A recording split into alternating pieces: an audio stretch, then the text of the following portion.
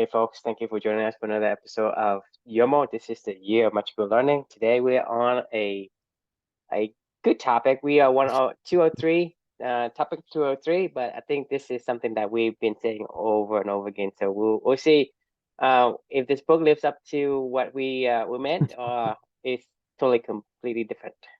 Yeah, so I had to read this book on this journey because we kind of talk shit about it, and I was like, well, I feel bad talking shit about something that I technically fully haven't read, to fully understand the concepts behind it, even though we kind of did, like, you know what I mean? Like, when you think you know about something and then you're like, well, maybe I should investigate that further just to make sure that I can either confirm or, Yeah, or deny, it doesn't hurt to see the other side of the Right, story. So right. So the book that we're going to be talking about today is it's called Eat the Frog, 21 Ways to Stop Procrastinating and Get More Done in Less Time by the author Brian Tracy.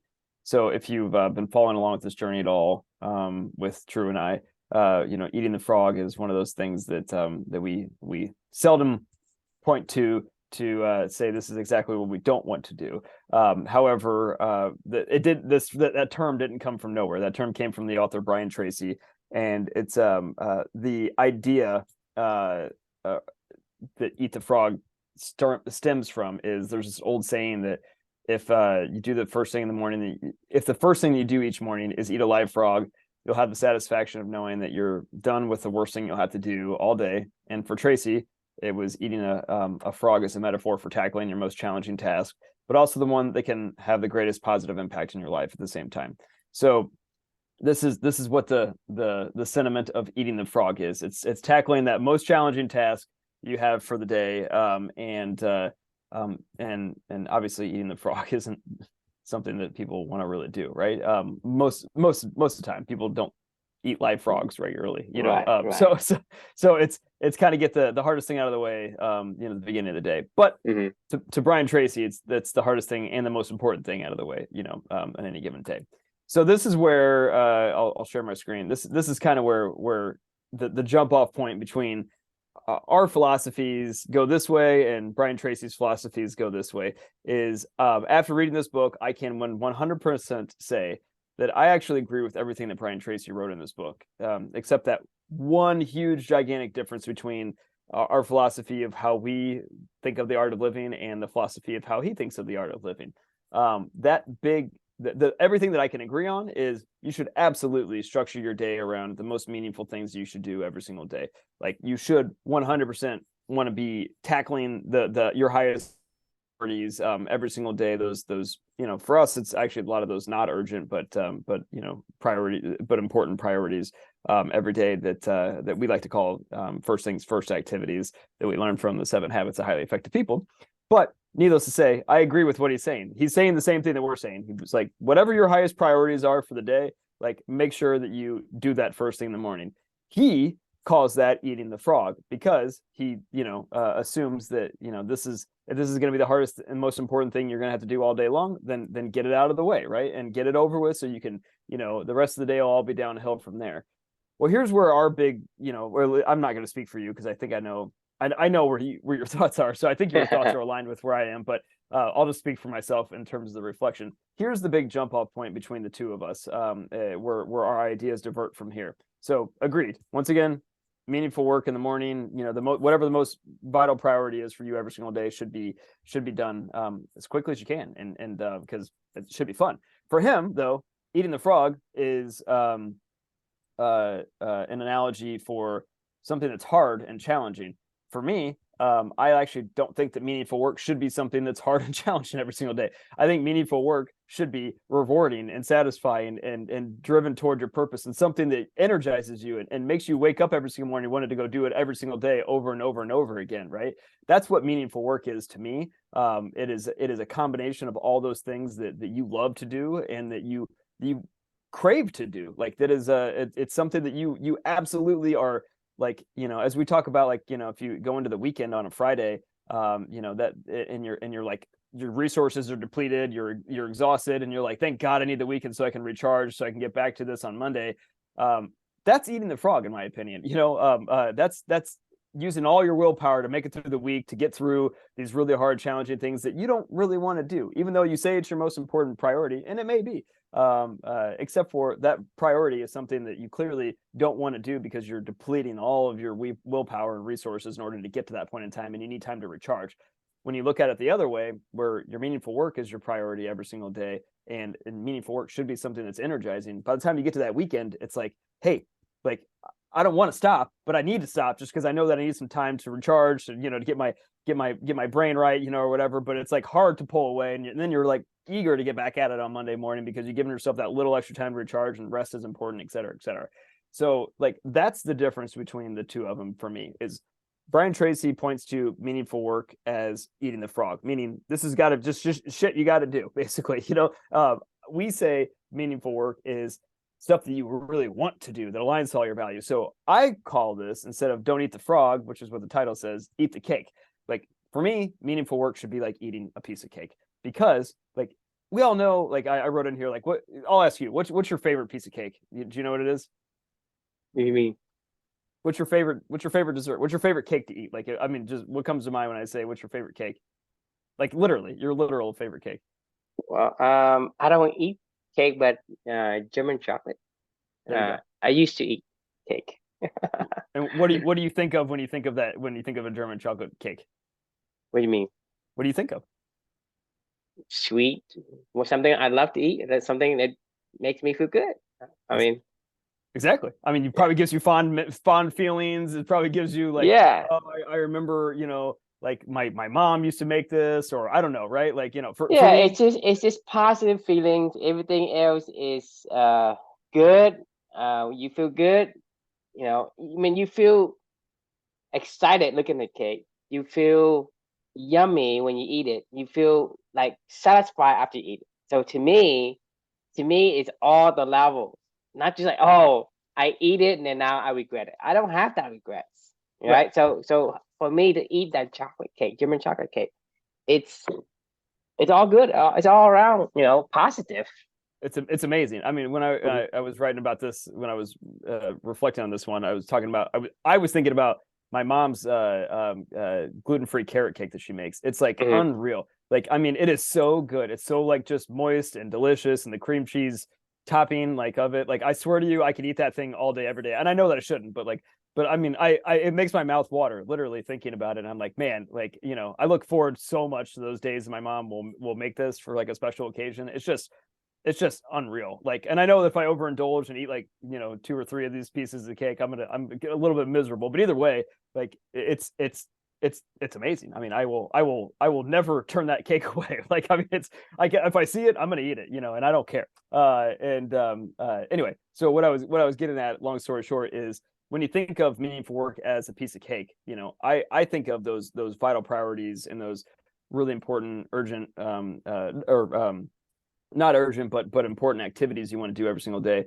Those are the things that we call, living your values, right? And those are the things that we call things that you just absolutely want to always look forward to go do. So meaningful work should feel like that, in my opinion. And meaningful work should be something that you crave, something that you look forward to every single day, and something that's not going to hurt your health, right? Like if you eat literal cake all day long, like it's, that that's bad for you. But meaningful work is not. It's actually fulfilling. It's energizing, and it's not energy depleting like eating the frog is. So that's what I mean by don't eat the frog, eat the cake. And this is just a way of framing meaningful work and what that means to you. Like, meaningful work should be, you know, the best thing you do every single day, not the worst thing you do every single day. And if you live your life that way, it's sustainable. If you live your life eating a frog every day, it's not sustainable, in my opinion. It just can't be. Like, there's just no way. Nobody wants to eat a freaking frog. I don't like frogs. Like, you know what I mean? Anyway, all right. I'll pause there. Love to get your thoughts. I mean, there's not much to say because you already say what I want to say. But I want to say this though. I mean, I think Brian Tracy is wrong How so? because, like you say, I mean, of all the things you say, because when you eat the frog, you're doing something challenging. I mean, regardless of what it is that you do, if you are made for it, then whatever it is that you do, it's easy. You look at a football player, for him to bench press like 400 pounds, it's easy. For a tennis player, for him to go and hit the ball around, it's easy. For Tiger Woods to hit the golf practice, it's easy. He loves it. He can get enough of it. A person who's a gamer, he can't get enough of gaming. A Yep. beaver in the water, he can stay in the water for hours, for days. You take a monkey and you put it in the water, an hour later, a half hour later, he's shriveling to death. Okay. So to me, you say, well, whatever that you do, it should be easy because that's the right thing that you're made to do. That's your meaningful work. If you had to do something that is hard, that is against you, then you are wrong in trying to say, I want to do this. This is important to me. In that sense, you're telling me that for a monkey, it is important for me to go into the cold and stay in the water and do whatever, Right. right? Right. You're not made for that. You don't have the skin for that. You don't have the pelt like a beaver. Right. You don't have the slime like the fish. So for whatever that you do, you're wrong because you didn't do the first fundamental thing first, is to understand who you are and then decide what's important to you. You can't say, Yep. well, something's hard doesn't mean that's important to me, right? People love. There's some people who hate to do exercise and lifting weights. Right. There's some people who love it. I love to lift weights. I don't know for what reason it makes me feel good. A lot of people, I'm gonna say the majority of people hates to lift weights because for whatever I say, this is pain. I don't know. For me, it's the first thing I do. I lift weight. I just swing some weight. That's what I do. Right. That's what I do every day. Right. Okay, and to me, that is the easiest thing. It's not the hardest thing. It's the easiest thing, and I can do. And I do this every day, every single day, weekend, whatever. I do it every day. So you telling me that isn't that important to me? For me, health and physical, it is super important to me. Right. Therefore, to Which me, is this why you do it. aligns with Yeah. my core values. So it Right. isn't hard for me to do and struggling with the weights. I actually love it. I mean, I actually do extra sets. I do extra sets. I mean, I do 5, 6 sets for each one of them just because, hey, I didn't get enough. I want a little bit more. I want Right. a little bit more. The thing is, I have to even stop myself. I think I have weights throughout. Like Oh I yeah. work at home, right? So I have my computers and I have weights all over the place. And whenever I do something, I take a break and go and I do the weights. Right. And to me, you think about it, who does that, right? It, Somebody that really likes it. I mean, for you, if you don't like that, right? You eating the frog. right. You eating the frog and you dreading it, right? You dreading eating, doing the things that is you're not made for, Right. or it's not value, not important to you. So to me, I think Brian Tracy is wrong because he's advocating for you to do something that is hard, and he is saying that I don't know for sure, but I think he says that whatever is hard gotta be good for you. Right. And I disagree. I say whatever is hard, it's not the right thing you're made for. You look at a basketball player, right? He likes to play. He goes play. He can't do anything, right? Other than play. You look at a fighter, all he wants to do is fight. You look at a Right. runner, all he wants to do is run. I mean, I met a runner, right? She runs every day, like 4 o'clock in the morning she runs. And she runs like 10 miles easy, and then she go home to run again. During the lunch, she runs again. It's not like she wants to, she has to. She just wants to. She's like she packed, her Yeah. shoes, Yeah. whatever. She just go and run. Right. Hey, it makes me feel good, so I do that. And to her, is the easiest thing. For somebody like me, like running is huffing and puffing. I don't like to run. I don't know why, but I like to lift weight, but I don't like to run. I mean, Yeah. I can run fast. I used to play soccer. I can run fast, but I don't like to run for whatever reason. So for my friend, she's a runner, so she's a marathon. I'm more of a speedster, right? I speed Right. and I stop. I speed and I stop. I don't actually continue. So I used to play soccer and I used to play wing, so I just run up and down, up and down. Right. But that's me. Is I have the spurt. I can run short distances, and Right. I like that. But Yeah. for me to go like continue like for 15 miles, 30 miles, like cross country runner, I can't do it. I just don't. I mean, to me, that's eating the frog.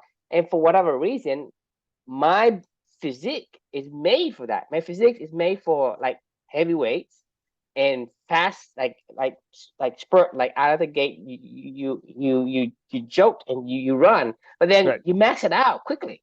You Right. max out your energy quickly. So I'm made for that. So for me, doing that is fun. Doing that is great. for Yeah. me to do the opposite thing, to do the thing that is hard, right? That's not made for me. So I think that if you think something is hard, right, it is not the right activity that you're made for.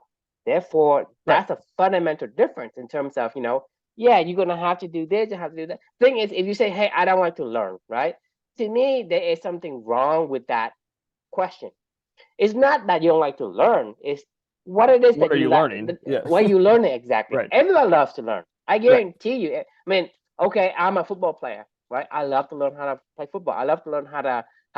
If I'm a cornerback, I'm a defensive back. I want to learn how to read the defense, how to get faster.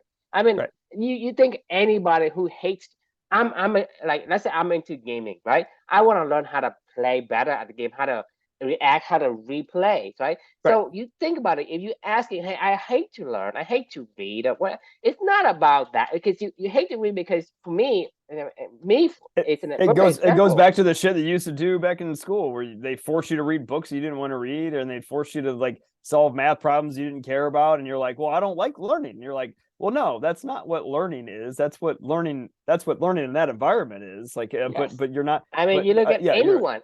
Right. anyone, whether hey, I don't do it, I don't do shit. I just want to chase girls, right?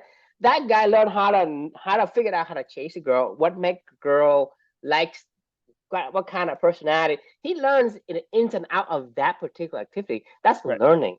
For people who say, hey, I hate learning. No, you don't hate learning. You hate the mechanism of Right. what you think learning is. You hate being forced to go do something that you don't want to do, which is eating the frog. Like, I mean, that's exactly what eating the frog So is. I Is so that's is what I'm the yeah. saying is eating a frog, right? And Brian Tracy said eat a frog.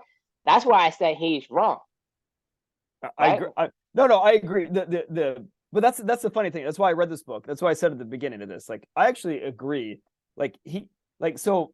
If you go up and even to the description of the book, it'll say, for Tracy, eating a frog is a metaphor for tackling your most challenging task, but also the one that can have the greatest impact in It your life. shouldn't be So challenging. it's well, this is what I'm saying is like it's a contradictory statement to say, well, this is your most challenging task, but this is also the one that's going to have the greatest impact in your life. Like what we're But the saying thing is, is that's my you could problem. like Is it's not is challenging to do the stuff that you just naturally like to do. Now, don't get me wrong, it's hard. Like sometimes you can like it's not easy to go, lift weights or to go it's run not or to easy go to play go tennis. hit the But hit like the ball against the wall for like 5 hours, right? But right, that's what a tennis it, player loves to do. exactly. Like or It's they not should. it's not easy. I Right. mean, I mean, the thing is, people can't even lift weight for fucking 15 minutes. I do Right. this all day long. You look at anyone who's in the gym, Oh, I he's hate in going to the the gym. gym the Yeah. whole fucking day. I hate going to the gym. I used to do it because I was forced to for like sports Exactly. by So my coaches and to stuff, me, and everybody I has hated every made minute of it. Yeah. they're made for different things. Right. So you can't hate somebody for saying, hey, you should do this. It's important because, hey, Chris, you should live weight. It's good for your health, right? For me to tell you Yeah. that, I'm a jerk. I mean, this is why we don't like philosophers. Is Oh, why? right. Who am I to say, hey, you have the same kind of build like me that you for whatever reason it triggers your positive emotions when you live weight. For you, it's different. For you, say, hey, for people who read books, right? It gives them a sense of joy. For me to read books, it gave me a sense of dread because I can't. But for me, it's to go and listen to an audio book, right? I'm like completely like zoned into whatever it is that my book is. Because Hmm? you asked me to do an audio book, right? I mean, there's not much I can do because I have to focus, concentrate completely on it, and Right. and I'm into that. But for me to read it, because my eye, for whatever reason, isn't able or wasn't conditions, right? When I was younger, I wasn't very good at academics, so I was completely, I guess, left behind in that. So for me, reading isn't the activity or the mechanism. For me, it evokes a negative emotion. Well, So for I me, for actually the longest time, I didn't read books, right? But once I I found agree. Yeah. Audible, it's like I probably listened to more Audibles than you know 100 times the books I've read, and that's not embarrassing because I told you in Yeah. up Oh yeah. until like 40 years old, I read like maybe one book cover to cover, right? And I've Right. I've I've listened to like 200-300 audio books, in the last 3 years. And if you think Right. about it, that's not embellishing. Hey, hundreds of times more. in audio than the books. But that's the thing isn't about the mechanism of how to learn. It's about the learning itself. Is what are you interested in, and Right. whatever you do, that is easy. It is hard in terms of the effort universally looked at, right? But it's easy for someone who, like I told you, like if you are a cornerback or you are a wide receiver, you love to go up and down. You love to do the cuts, right? For a tennis player, you love to do forehand, backhand, and serve, whatever. And some tennis players don't even like to serve, and some people just like to do certain things. But that's the Right. thing.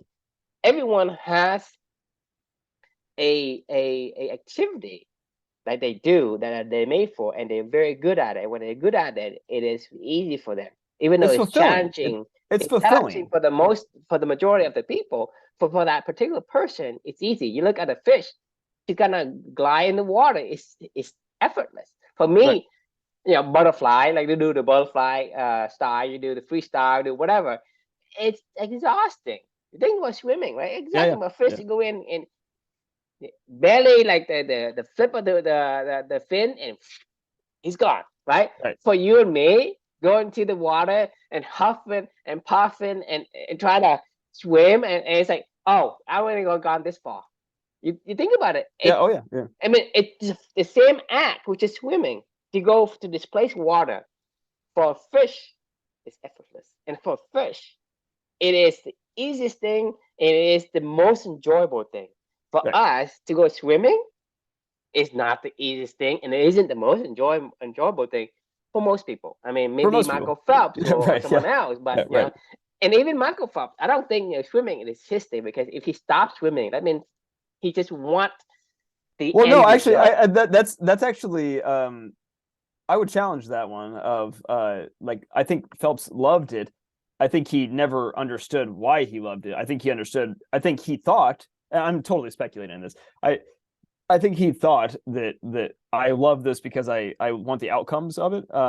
Right, just like But Andre I think Agassi. I I mean, think that's once you what we're took it away saying from him, is, he realized I actually do love it. Like, and that's but the what thing makes is, it if you do something, right? Let you do something and become good at it, and then when you get to the top and then you retire, right? And you don't do it anymore, right. then that Then you didn't love isn't it. Yeah. really that's the, Yeah. that you thought you love it, but you didn't, because if you do, I mean, regardless of if it's for an Olympic gold medal or for just the fact that I get to be in the water, you think about Right. somebody who loves the water, he's gonna be like, even if we retire, he's in the water like 5 times in a day or whatever. I mean, Yeah. he's gonna be in the water all the time. Just like the fact that you play tennis like 4 times two, 3 times a Well, day, a I week, right? I would actually say at the other side of it, of like, with my actual career of sales, right? Like I can guarantee you this, that for the rest of my life, I will still try to be persuasive in conversations with people, Exactly. whether or not I'm working at a company or not. Like, this is stuff that I love Or to do. just talking to somebody, and Right, right, exactly. Like, you're gonna say, hey, right, I love to talk, right? And I love to understand the other point of view, right. see the problems and I love find to debate an solution, because idea, that's a right, sale, man. right, That's yeah, a sales out of the sales, right? And right, so you don't actually stop just because you don't work. You don't make money right, out of it. I mean, you do that with me. You do that with even with your wife. You say, hey, right. Of this course, book yeah. is like this. You're gonna do that. And to Mhm. me, that is what you're fitted for.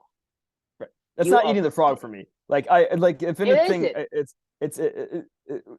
if anything, it's I just wish I could do more of it. Like, I think about this regularly with Exactly. tennis. Like, look, I know that I'm never going to be a pro, but that doesn't mean that I don't love to play it every single day. And honestly, like, I have dreams about stuff like, where I'm like, man, the other night, like, I'm working on a new backhand right now, and I played a match on Saturday, and all Saturday night long, as I was sleeping, I was dreaming about hitting this new backhand, and I was like, man, there was a couple times during the match. It was really frustrating because there was a couple times during the match where I made a lot more unforced errors than I normally do on my backhand side. But then there was a few times in the match where I hit shots that I could never hit before with my old backhand, and I was like, oh man, oh, I see why I'm doing this. And this is just a timing thing at this point in time, and it's just muscle memory, and like, I can see where I'm getting the results that I want to get. Now, am I getting it all the time yet? No. But at the same time, like I can see where I'm doing new things that I could not do before. And I'm like, that's intoxicating. That's something that I want to go back. I want to go at no joke, true. Right now, it's like 55 degrees outside in Indianapolis, I know and I want to go exactly down. what you mean.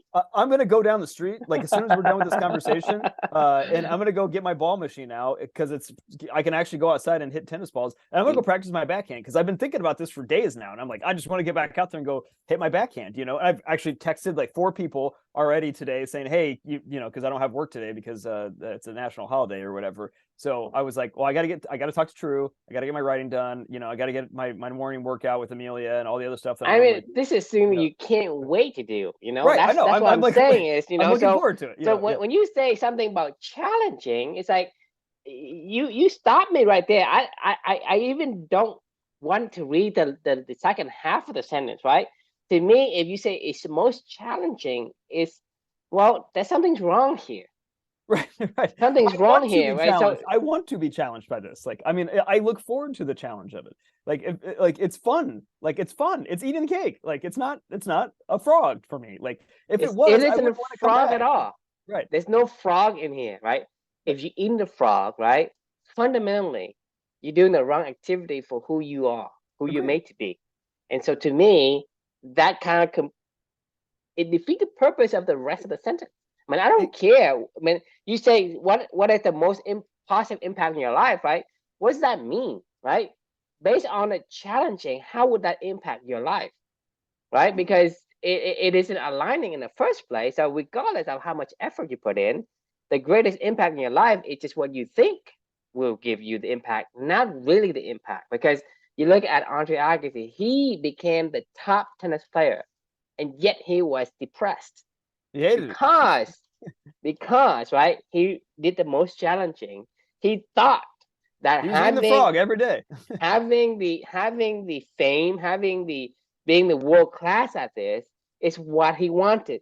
But then that was the wrong vision. So he thought that was the greatest positive impact that he can have on his life, but he was wrong. That's what I'm saying. Because if the first one isn't aligned, the second one is probably going to be wrong, even though you think it is the most impactful for your life. It isn't, Right. right? Agreed. Because the thing is, the first fundamental, the core functions of who you are not aligned with activity. It is not going to be good for you, regardless if you can be a champion at it or not. Buzz Aldrin, right? Yep. Really, really good. But then after he can't go into the moon anymore, like he gets depressed. Yeah. Well, So he could have found a similar task. Like that's the thing is like that's when you got it. So like Buzz Aldrin was beavering on purpose. Michael Phelps was beavering on purpose. They just didn't know why they were beavering. Like in general, like they didn't understand the core, the foundation of why they were beavering and why this naturally aligned to what they were doing. And that's when it all fell apart when you took away the activity, and then they were like, well, I don't know where to go beaver now.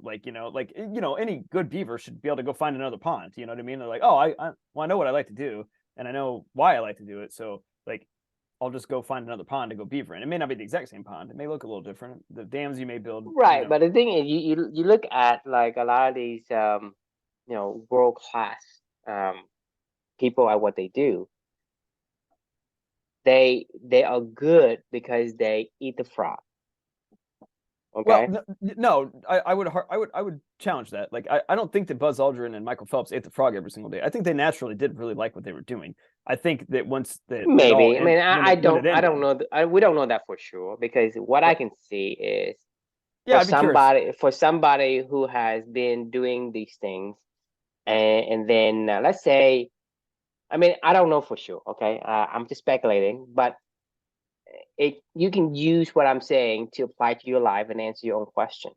Sure, yeah, Because if Michael Phelps has been training for 8 years, 16 years, whatever, to win a bunch of gold medals, and after he finished a gold medal, and then he indulged himself in food, indulged himself in junk food, and getting the things that he say, quote unquote, that he would was missing, and he need to indulge a little bit. if he did that, right? I don't know if he did, but if he did that, or if you do that, then you are suppressing something that you don't you mean you don't want. Mhm. Meaning that you are doing this for the sake of getting a gold medal, not because of the reason, the real reason why you did it in the first place. For me, is I quit coffee like 2 years ago, right? Mhm. Yeah. Right. So it's not like, oh, I can't wait until my fifth year and I go back and indulge coffee again, right? If you're quitting for the right reason, there isn't there you are far from wanting to go back and indulge in hamburgers Mhm. or beers or whatever, because Michael Phelps has a great physique because of the strict diet that he's on and his strict regimen. He's on that regimen because he wants a gold medal, not because that's what he wanted. But once after he retired, he go and indulge in pizza, in junk food, in beer. Right. Then I'm telling you, because I'm saying is I don't know if he did that or not, but if he Right. did, then swimming wasn't his true activity for him and his makeup. And Yeah. so if Yeah. you are in similar way, if you quit something because you had another primary goal, then whatever you do isn't the right thing for you, right? Because Right. you are eating a frog, you're forcing yourself to sacrifice. If you're saying you Oh yeah. sacrifice something, that's a wrong thing. To me, I've learned that. I've I've learned I've that seen because I've seen in my career, my sales career, so many people that are so unhealthy and they're pushing so hard to try to be the best they can be, and they just spiral out of control. Like once they realize like they achieve a few things here and there or whatever, and then they're like shit. Like you just watch their health deteriorate. You watch them, like their family lives deteriorate. You watch everything just fall apart because they're like they don't know where else to go from there. They're like I've spent so much time trying to be really really good. I've seen this happen. I can't even count how many times I've seen this happen with people that are just so unhappy like with what they're doing, but they're like I don't know what else to do at this point in time, and like they have so much pressure on themselves to want to succeed just by the team environment, or just you grow up just learning how to be competitive or whatever it is, but what you're getting at is you're doing all this stuff for the wrong reasons. You're never doing it for yourself. Like if you're battling yourself every single day to keep coming back to the I highlighted this for a I reason up mean, here. basically, you if you have to eat the frog at any moment in Stop. that journey, right? Right. You're Just not stop. doing for the right reason, Right. right? Because Yes. even the thing is, yes, Michael Phelps has good physique, right? Because you think about it, it's an overlap of activities, because he could be, hey, I don't know, he could be a track star, for example. He could be a track star and he loves to run. So Sure. his physique is essentially fitted as well for swimming, you know. But swimming may not be his thing, but he Right. still excel at it because he has overlap of some abilities. But for him to say, "Hey, I'm doing this swimming because whatever," and he sacrificed. The moment you sacrifice, you think you sacrifice something. The moment you have to use your willpower to do something, Yep. you are eating the frog, and that means that it is not completely 100% um, resonant with whatever you do, because whatever that you do, it should not take any willpower. It gives you willpower. It gives you willpower to play game. It gives you willpower to go and hit the ball. It gives you willpower to go and play catch with your dad, with your friends, with whatever. It Mhm. gives you can't wait to do. When you have something that you really want to do, I say, well, Chris, before you can do the go out play with tennis, go wash dishes. You are actually, that activity you do, which is going out and play tennis, actually gives you willpower to do the dishes, Yeah. You're no, right? you're right. You, That's would what I'm do saying. That's that, what I'm. but This is but what if I've been you say, saying "Hey, is that I'm it I'm going depends. to do this," right, and you use your willpower, then that activity isn't right for you. I totally agree. The more that well, two things I want to 2 points I want to make. The more that you're talking through this, the more that I am thinking about actually my own sales career. Right, like when I used to sell to small business owners when I was at Angie's List, I got to use my power of persuasion skills and problem solving skills with the business owners every single day, all day long. And I loved it. Like, I mean, I loved it. Like, I mean, it was so much fun. I craved every one of those conversations because I was helping people to solve problems. And that's what I love to do. Now juxtapose that with the next time in my career. In between then, I led a team. So I didn't really do that, you know, for like a 4-year period of my life. And then I went back to selling. At Salesforce for the past like 3 or 4 years. And in this role was the first time I've ever experienced this with like kind of more the enterprise selling motion of it's basically a lot of project management. It is not selling. Like, and I didn't get to sell ever. I got to have maybe like, I don't know, maybe 1 to 2 conversations a week for like 30 minutes, you know, where I got to actually do the stuff that I used to do literally for like, I would do it for 8 hours a day you know, if I could. I would do it for 20 hours a day if I could. You know, in my previous job when I was at Angie's List, like I would do it all day long. I was the last person there in the office because I wanted to talk to somebody again. I was like, I can't wait to have another conversation with somebody. Like, and at Salesforce, I was like, God, I am not a project manager. I hate herding cats. I hate trying to get, you know, 5 people to do stuff that they don't even care about doing to be able to ultimately get to somebody that does care about something. It was not like, it is still selling, right? If the job is still sales, but it's not like, you know, it's not the same job at all. And what I loved to do before that, you know, my success at Angie's List was like, you know, tons of, and it was sustainable for me. Like, and my success at Salesforce was, I was like a good core performer. I wasn't like, you know, I wasn't like I excelling mean, and there's blowing things away. overlapping of Right, skills that makes right, you great, you know, at the Angie's List, but make you good at Salesforce, right? But exactly. it isn't But really few. It wasn't aligned right, completely. That's what I'm saying is, you know, you right. look at some of these people, you think that that's what they love to do, but maybe there is a skew, like a little skew of the activity for what they are supposed to do, right? Right. It's one of those things where I'm saying, hey, there are certain strengths, right? Let's say somebody has strength, right? Strength, right? It's one attribute, but at the same time, strength can be applied to many different things, whether to lift weight or to do, you know, go and Be do a wrestling, farmer, right? or do farmer, or right, yeah. do, you know, you know, go do certain, You be you chucking know, hay bales all day long. It's the same thing as ex- throwing 40-pound medicine balls around. You know what I mean? yeah. Yeah. And so that's the thing, is the overlap of the thing. You think you are, but it is super important to spend enough time to understand who you are and understand exactly the activity you do, that it's gonna make you really, really eat the cake every step of the way, not just majority of the step of the way. Because if you had to do 2 eating the frog in between, that means it's not 100%. You look at Snow. He loves teaching, but he hates his job. Yeah, right. He hates Okay. teaching in that environment. Yeah, I And mean, when you look at, you know, Chris Sears.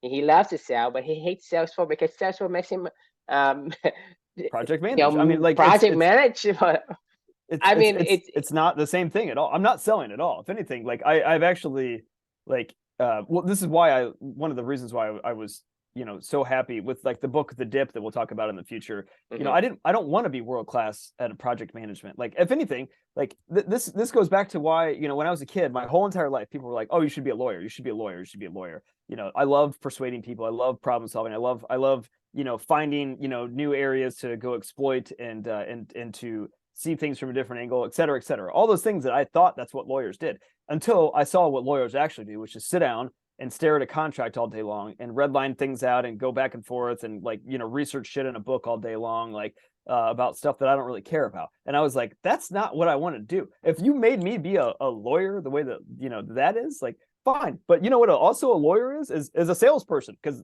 from what I thought, you know, my whole life Mm. growing up is just be persuadable, you know, and solve problems with people and, like, you know, poke holes in arguments and stuff like that. Like, that's what I thought a lawyer did, and that's why I wanted to, you know, be a lawyer when I grew up. And that's not what they do. And I'm glad that I never did it. I shouted my aunt one fucking day when I was in college.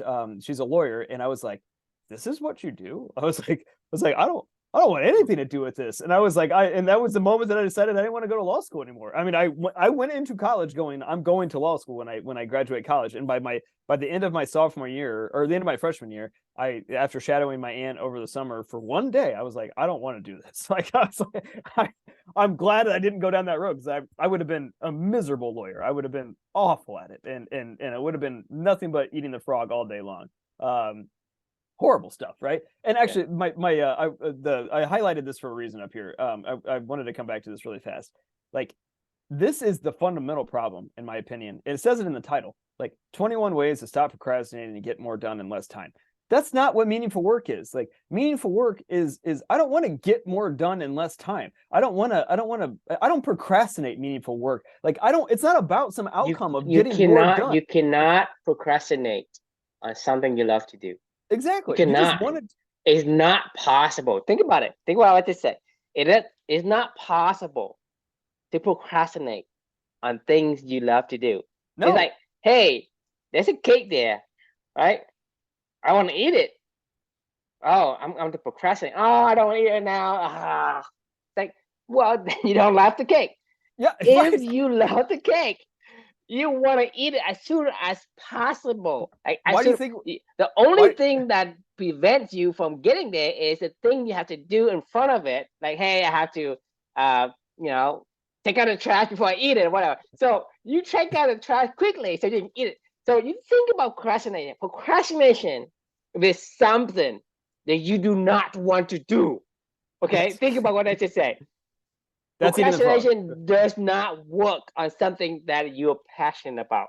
If you love to eat the cake, you love to play games, you love to play football, you love have to stop whatever. yourself from doing it. Like, you have to literally stop yourself from doing it. It's the anti-procrastination, and it cracks me up that you just said this, because you know why we're talking. Just so everybody knows, and for context, I have the day off of work right now because it's like a national holiday, which is a weird President's Day. President's Day. For some weird reason, my company gives us that day off. So the only reason it's midday. Normally, True and I talk at the end of the day, and I was like, well, I like these conversations, so I was like, I want to get this conversation. I want to have the conversation earlier during the day. But the only reason why we're having it right now is because my son's at home, because the daycare is closed that he goes to, because it's also a national holiday. And you know what? It was, he was awake, and I had to, I hate to say this, I'm not. I love being a father, but at the same time, like, I don't love, chasing a kid around, or like, it's eating the frog to like chase a 2-year-old around the house and pick up after him and do. And that's the thing well, that's why we're doing this right now. I texted you and I was like, please, for the love of God, can we go eat the damn cake like early on in the day? I'd rather just rather eat the damn cake early. I don't want to wait till the end of the day. That's why we're having this conversation right now. Like, I was like, we gotta eat our cake today. Like, like, I'd rather do it earlier. So I got to get through the shit that I don't want to do, so I can get to the stuff that I do want to do, which actually was energizing, and then I get to go play tennis right after this, as long as I can get enough time before he wakes up. Right. Yeah. So can I say something controversial? Sure. Yeah. Okay. So you notice how that you don't love to take care of Lucas in the way that you're supposed to take care of him? Yeah. Yeah. It's because you're not made for it. Oh yeah, no, I'm sure. That's not controversial. That is, like, but I mean, that's controversial because the thing is, you have to understand that. For example, your nanny, right? Yeah. Your nanny loves to be with kids. She was amazing, right? Yeah. And let me ask you this, right? What's percentage of nannies that are female versus the male nannies? I mean, probably 98% of two. Exactly. So I'm saying is, men are not made to nurture a kid. Men are made to teach kids, not to nurture kids. And women are made to nurture because they have the emotional connection. Right. So to me, right, like in today's society, people say, hey, split 50-50. Well, I'm eating the frog by splitting 50-50 with you. You don't love to work, but you want to work so you can spend half the time with your kid, which is what you love to do. And then I don't love to raise a kid. Men are made to teach kids, to show them the way, to be not all, but I mean, well, I'm just saying. Yeah, but I don't want to say. Right. Controversial. That's why I say controversial. But I asked you already, how many nannies are female, how many nannies are male, and you just told me 98%. what else can I say? I mean, if you don't understand that and you say, hey, it has to be 100% to zero, I mean, yeah, dumbass, right? There's Right. always these outliers. But I'm Right. just Sure. saying, 98 to 2 makes my point. If you don't understand that, then, Yeah. I'm Yeah. sorry. There's nothing I can help you beyond that. And you're missing some brain cells in there. But I'm Right. saying, Right. because we're not made for it, man, and you're forcing yourself, you're eating the frog, right? It's Yeah. controversial, but it's you have to understand what you're good at, right? What you're made to do. It's not like, hey, we don't want to take care of the kid, or we don't want this. That we're not made for that, right? For us to be able to Right. soothe a kid, it's gonna take us like 5 times the effort to soothe a kid. For a mom, it's like just hold his hold him in her arms and he stopped crying, right? Right. For that, you go and you bounce him all around, right? And he's still crying, Yeah. right? So you see thing is it's not like there is a want or anything like that, right? Or there's any particular like intent of wanting to push a responsibility one way or another. It's Right. how you are made, and so you have to respect human mother nature that makes you who you are. And go back to what I'm saying is to be with my stand because you are built certain things, Yeah. right? No, You yeah, I agree 100%. I mean, I can only speak for myself when it comes to this kind of topic. I can't wait for the day when I get to teach my son, like stuff that he wants to go learn. You know you what I teach mean? your son I can't, tennis, whatever he wants values. to I learn. mean, Yeah. you're Right. gonna sell. That's why we're doing this You are journey. I mean, going someday to I can take him. love that Right. activity. You Exactly. will So, I mean, love that activity. For you right. to go and take care of a sick kid, right? I mean, the It's thing like is, torture. it's It's so torture, torture. and second is you're not effective. You're not I effective in agree. treating a sick kid and figuring out, how to make him feel better. You're terrible at it. I'm Right. terrible at it, right? But for Yeah. you to teach a kid how to live life, like especially for boys, because you're a man, boys Mhm. need to be, hey, this is how we act. This is how we treat women. This is how we, Rules you for know, a night, that's what I'm remember saying. Yeah, yeah, rules for a night, that yeah, was, exactly, exactly. yeah.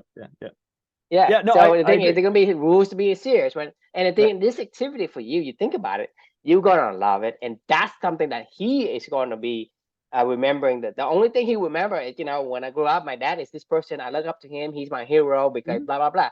And that is the essence of this father-son relationship, Well, and my right? daughter too, but yeah, I mean, and And also daughter too. I mean, right, yeah. Well, but she's actually but taught me a lot, which is why she's my soul teacher, that's but what I'm saying is the teaching right. itself gives you the positive emotion because that's what you're made to do. Yeah. You're Yeah. made to do it, right? Because then basically men and women are complementary, right? Mhm. You don't have the same skills. You just don't. Yeah, You I just agree. I mean, don't. So whenever you yeah. do something that it does not align, then it feels like eating a frog, right? And so that's what I'm saying is, society sometimes today kind of blend in the thing. Hey, everybody, you made the woman go to work 8 hours a day, just like the man does, and you go home Right. and they say, hey, I wear the pants too. So why would you want to wear pants if you don't Right. have to, right? But If you don't want society to, is I mean, brainwashed. That's what I'm saying is there's always this 2%. If you want to, that's fine. right. Like my But the wife wants to. I mean, like to be fair, I sometimes I think that it's both eating the frog for both of us when mm, we're what I'm saying is that it's only like 90% to 2% because but society today is almost like 50-50 or 60-40. right. And to me, that isn't right. The reason why I say this is because, and I want to make a point. The point is that we have conditions these people the wrong idea. And because they think that's what they're supposed to do, they're eating a frog every day. Because of the book eating a frog, they're trying to do things they're not supposed to do. Because let's say your wife wasn't, right? And she said, well, I need to be a good wife to my husband. Then I need to participate in the workforce so I can, pay bills and kind of contribute equally. That's what she was taught. So she does this even though it stresses her out, even though she would I, prefer to play Ruka. I'm just saying, scenario. I I'm mean, I understand. I understand where you're going with this, and I'm not. It's not. I don't maybe disagree. she's in the 2%, but Right. I'm I don't. saying is Yeah. what happens to the other like 30 percent of the people that is Well, doing things I'll and tell they you say, this. I'll tell you this. Like Kiara, our former nanny, like she Mhm. like she kind of in a good way pissed off both my wife and I, because she just made it seem so effortless to want to take care of a child. Like my wife and I are both not like that. I mean, we love our children more than anything in the world, but we're not like the natural. Neither one of us are like natural just caregivers, and like soothing people. So like I hear exactly what you're saying. But But I would Kara say went to work. I don't know if she gonna work as a nanny, but she worked as mm, something else because no, no, she no, was she doesn't. told. She's at home now. She's just at home taking care of her own child. That's what she wanted to do. So like that was why after she had her first child, Mhm. she was like, I think I'm just gonna stay home and have children for as long as I want to have children. Is like that's her life plan now. I mean, like maybe someday Because I she'll mean, so yeah. imagine the story you told me before, right?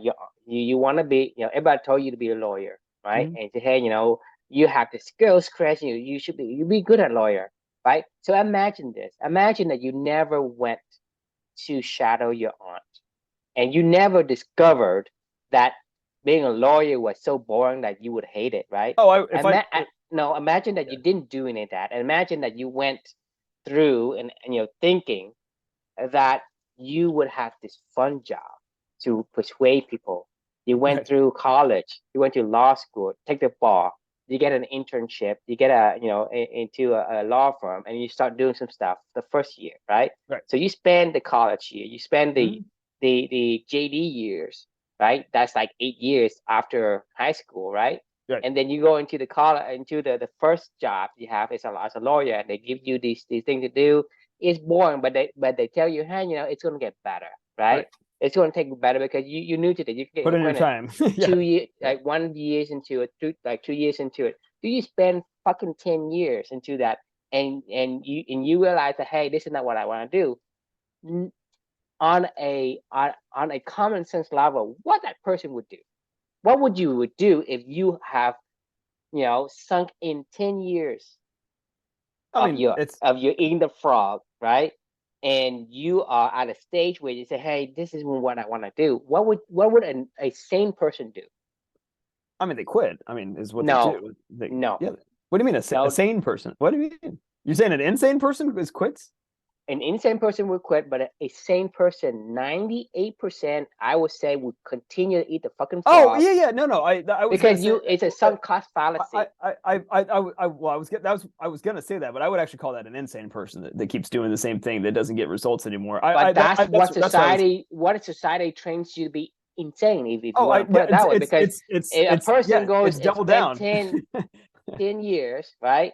Yeah. 10 years, and no, because you say, well, I love to argue, but now I have to read all the fucking books to go to the law school or whatever, right? Right. And they tell you it can get better at the end of the day, right? And you had that, you know, vision of, better. So you eat the frog throughout law school, throughout college, throughout law school, throughout the first 2 years, right?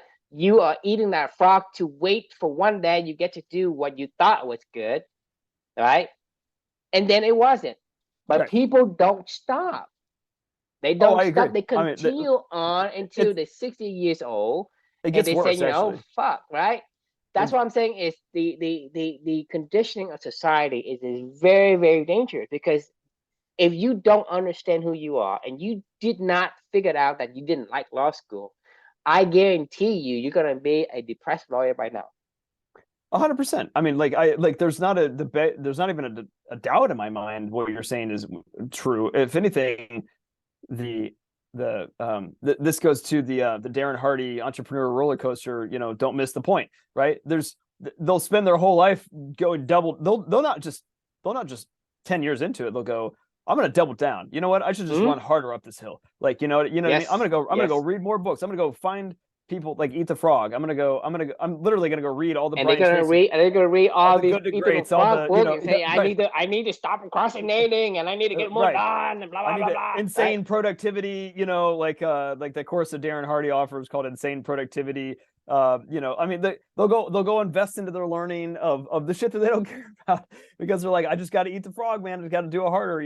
Like that's like it's I heard gosh, I wish I could remember where I heard this at recently, but it was something like if you find yourself doing something that feels like it's not fun, like the worst thing you can do is to double down and go harder. Like, like it's the absolute dumbest thing you It's could like do. eating the Like, frog, and then you're getting sick and say, well, it's more frogs. right. I mean, when that's it, when it's a dangerous thing because you think about this. I don't want It's to. depressing. Yeah. The thing is, you have to understand what I'm trying to say though, because if you say I'm eating a frog and I get sick, right? I'm saying that you're gonna tell yourself, I need to eat more frogs so that my body gets used to it, so that it's gonna fight itself. Yeah, right. I know. You put Luca in a daycare and he gets sick and say, well, he get over it. Right. That's what you're telling me, and to me, it makes no sense. You know how many people I have to argue with about this? Like, I mean, true. I cannot tell you how many.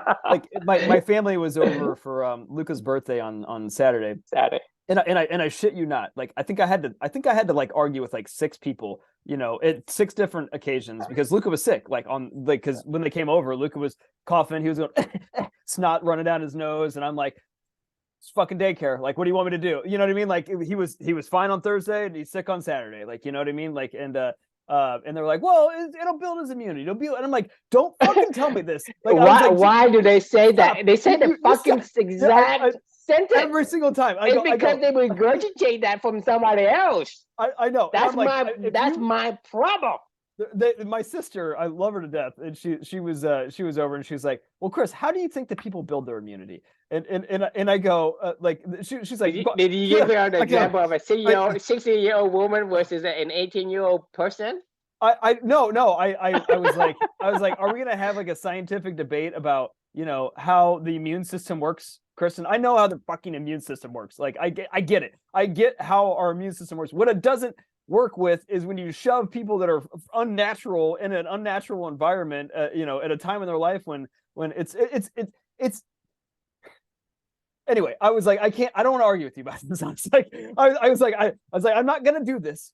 Like, fine, have whatever thought you want to have at this stage and this in the game of this preschool game.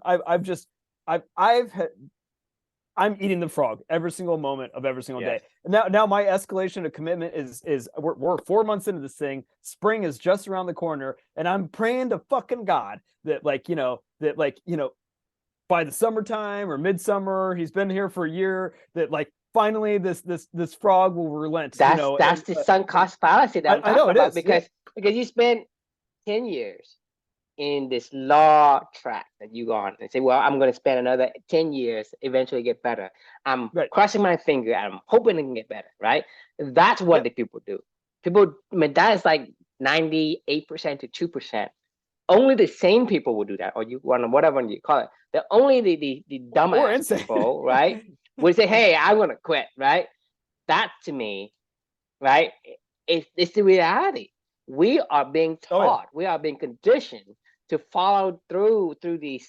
Not just being conditioned, I'm being yelled at by every single person that I bring this conversation up to. They're like, everybody's gone through it, man. You just got to keep going through it. I'm like, because all of them are conditioned for it, and so they're gonna fight you for it. I know it blows my mind. It drives me nuts, and but it's fun. But it's funny. So I actually thought about this the other day. So the way my brain works is I'm a problem solver. I thought about this the other day because this has happened now a few different times in the daycare world, where I've been called to go pick him up. Like after I drop him off at like 9 or 10 o'clock or something, he'll have a diarrhea diaper from whatever stupid illness that he got from somebody that day or whatever. And anytime you have diarrhea at the daycare, it's like you got to go home, right? So I'll get like a text at like 10 o'clock while I'm on a meeting, and I'm like, hey, Luke has diarrhea, like he needs to go home now. And I'm like, God damn it. So I'll go pick him up, but then I'll come back home and he'll hang out up here with me in the office while I'm having phone calls. He can play a little bit on his own at this point in time. And as long as he's like safe and he can't run down the stairs, and then I just put like the barricade up, and this room's pretty protected for the most part. So he has plenty of toys in here. He can play, do whatever he wants to do. I just check in on him, like, behind me. He can't really go anywhere. And then we make it to lunch or to nap time around like 1 o'clock or something like that, 12:31. And he usually sleeps like 3 hours, from like, I don't know, let's say he goes down at like 1 o'clock. He's usually sleeping until about 4. Most days he sleeps about 3 hours whenever he goes down for a nap. What I actually thought about was, one of the things that I used to always hate about a nanny is this was, Kiara did an amazing job with him, and it was like 8 a.m. until like 12:30 when he goes down for nap, and then she would just hang out in my basement for like 3 hours until until about 4 o'clock. She'd get him up, and then she'd have him for like 30 minutes, and my wife would come home, and then she had, basically her day was done at like 12:30 for the most part, right? And I'm not saying that's a problem for her. I'm like, kudos to her. I needed her here. She was here to watch over the kid. Anyway, what I'm getting at is I actually thought of like, you know what? Why don't I just hire a nanny for like 4 hours, and if I could find one that just wants to do morning work until like he goes down for a nap and then get the fuck out of here, I can save half the amount of cost. I'm here. It's not like I'm going anywhere, So if he gets up at like 4:30, I'll just tell my team or whatever, like, hey guys, Luca got up a little early today, or I'll just take the last call of the day that I have with my team at 4:30 with him in the room up here. It's fine, or my wife comes home maybe 20 minutes earlier or something along those lines. Long story short, like where I'm going is there's always a solution, if you want it to be like if I wanted the solution to be, I don't want my son to be in daycare, I could think of, and I have thought about like 30 different scenarios, where I could figure this out going forward, right? Without having to take him to that stupid daycare.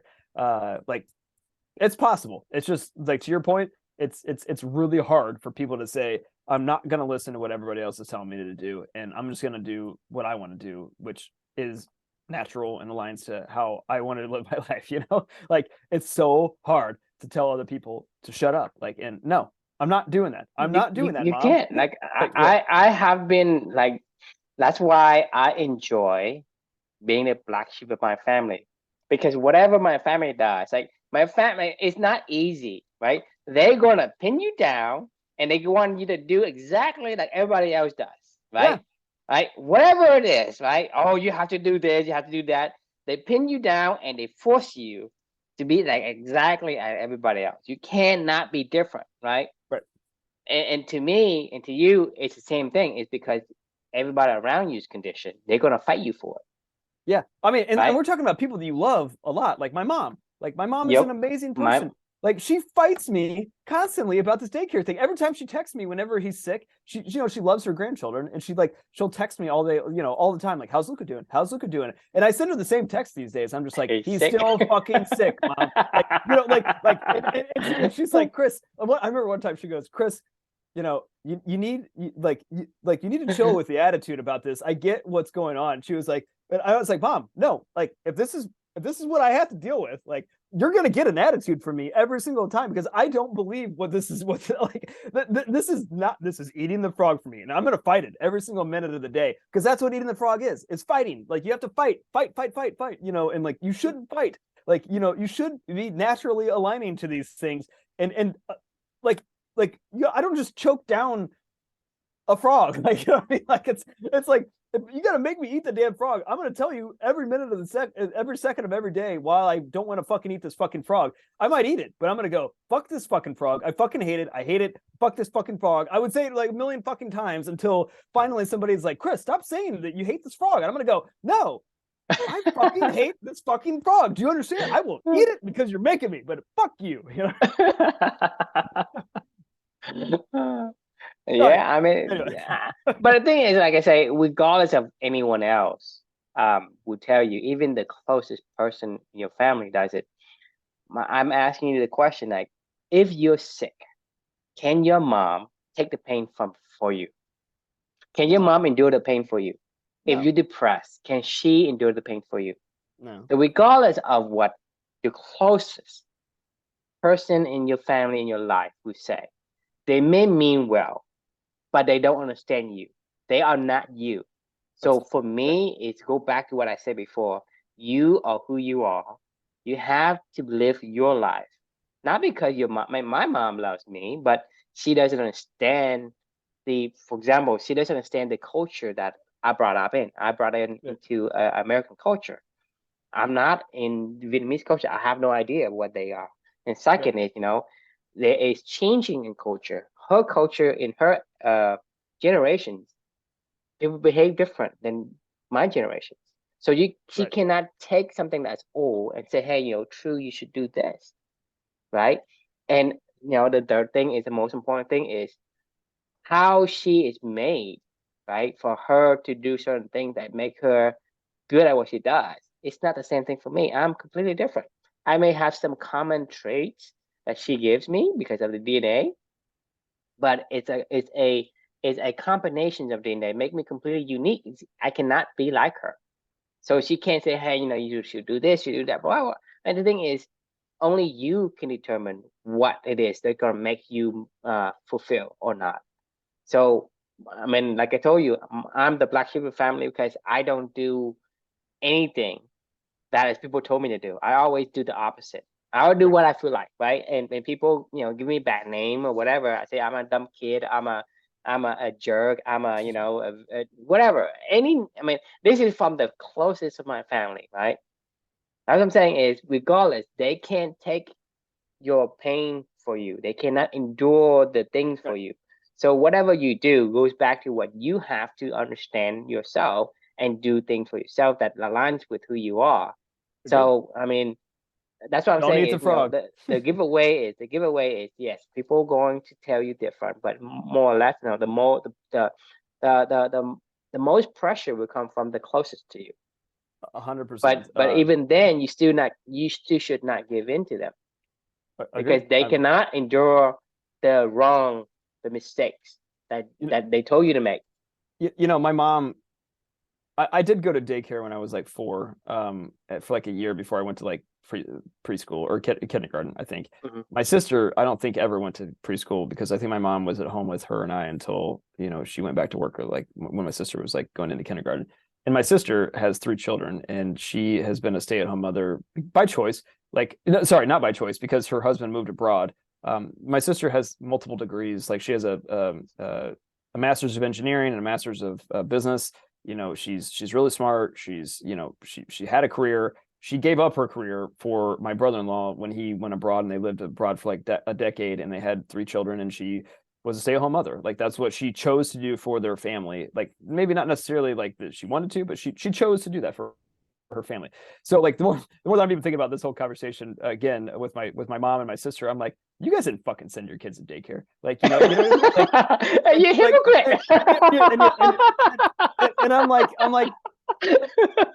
don't fucking tell me what, anyway. We got to wrap this up. Speaking of eating the cake, my clock is ticking now for Yeah.